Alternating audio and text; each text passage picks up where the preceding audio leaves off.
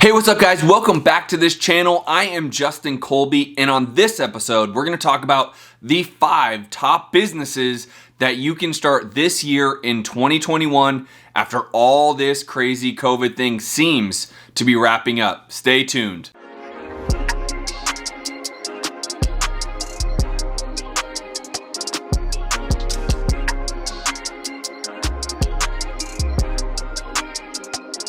What's up guys? Welcome back to this channel. I am Justin Colby, and on this channel we talk all things real estate investing, business, and entrepreneurship. And today we're going to talk a lot about business and entrepreneurship, and guess what? I'm going to go over the top 5 businesses you can start today to finish out the remainder of 2021, specifically that can be very profitable, all since this new culture change since COVID happened just last year. Now, for those of you that have followed me for years or listened to my podcast, you're probably not going to be very surprised at my number 1 choice, but I'll tell you, follow through this video, stay to the end, you will be definitely shocked at my number 5 choice, so make sure you make it through this entire video. Now, to no surprise, I'm going to tell you my number 1 choice is going to be virtual wholesaling. I've been opening up markets now the majority of this year. In fact, I've just opened up 3 new markets in Oklahoma City, Tulsa, Milwaukee. I'm in Phoenix and in Tucson. I'm physically in Phoenix, but I'm wholesaling also in Tucson, Phoenix, and have opened up 3 new markets just this year alone. And when I tell you this is something that anyone can do, anyone can do it. Now, you might need a little guidance, you might need a little coaching and training, and I would encourage you, if you're watching this now, to watch through several hundred videos that I have right here on YouTube to catch yourself up. Help understand what wholesaling is, flipping, some of the processes and tools and systems that you can start to implement today.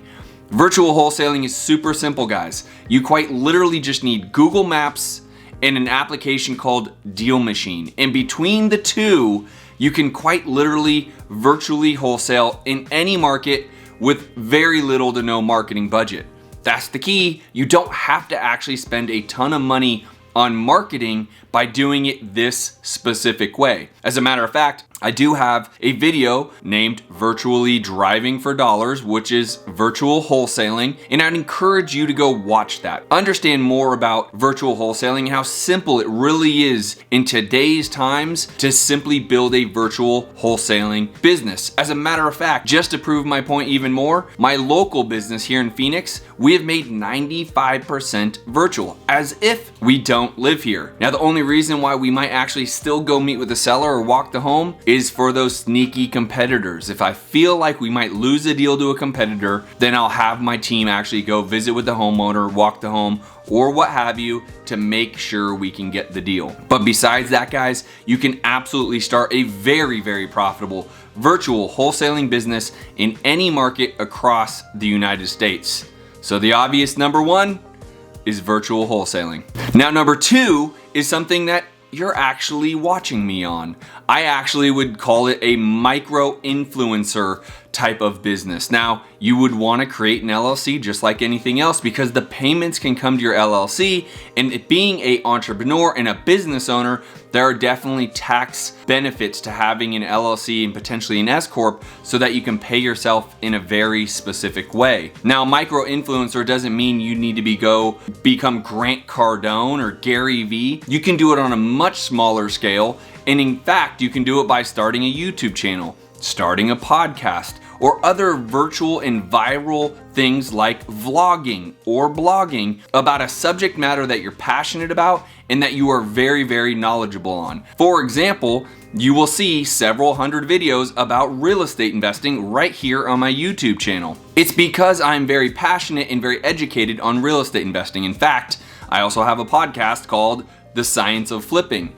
And what this has done for me is being able to monetize things such as YouTube. YouTube now pays me for every single video that I put out. This is a very livable income. As a moment in time, I'm not crushing it. But if you wanted to get your feet wet and become a micro influencer, this would be a great platform to be on, including podcasts, YouTube, and most social media platforms. You can literally create a business, which will lead me into point number 3, or business number 3, that I think you guys are gonna really enjoy. Business number 3 is what we call an affiliate marketer. Now, based around business number 2 that we just talked about, you will have a presence specific to one single subject matter. For me, that is real estate, business, and entrepreneurship. That is why you guys are here. By the way, since you are here, smash that like button. And if you haven't yet, and maybe if this is your first time to the episode or the show, make sure you subscribe to my channel.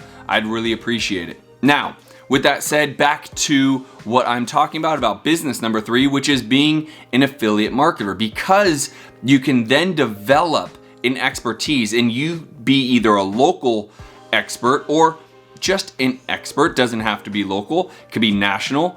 You will start to gain a presence, a following, and what other companies will do, such as Amazon and so many other companies, but I'm just gonna use Amazon as an example, they will actually pay you to sell their products in an affiliate manner. Now you might be asking, Justin, what do you mean? So for example, I'm recording this on a Canon camera.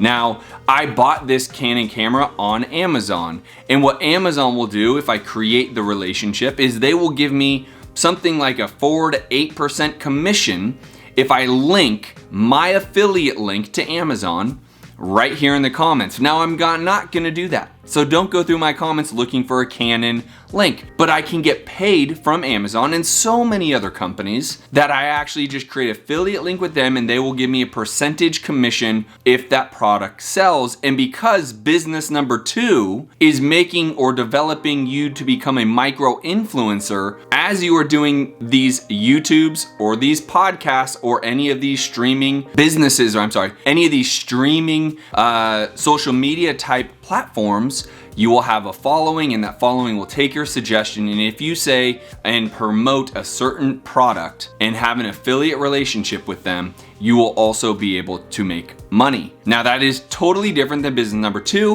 which is becoming a micro influencer, which platforms like YouTube and TikTok and others will actually pay you to be a micro influencer. In fact, there are sponsorships or companies that are sponsoring micro influencers to actually talk about their product. So between micro influencer was a totally separate business, you then have affiliate marketing, which that could go on blogs, on emails, on your YouTubes, on your podcasts. It's a great business, and it quite honestly coincides with business number 2. Now, business number 4 might be a little interesting because it coincides with business number 2 and number 3. Business number 4 is being a manager or a developer of said medium, meaning maybe you're sitting here watching this video saying, Justin, that sounds great. I'd love to be a podcaster. I'd love to be a YouTuber. I don't even know where to start. I don't even know what to do. Right? So that person could go find a manager or someone to manage and create the actual platform out.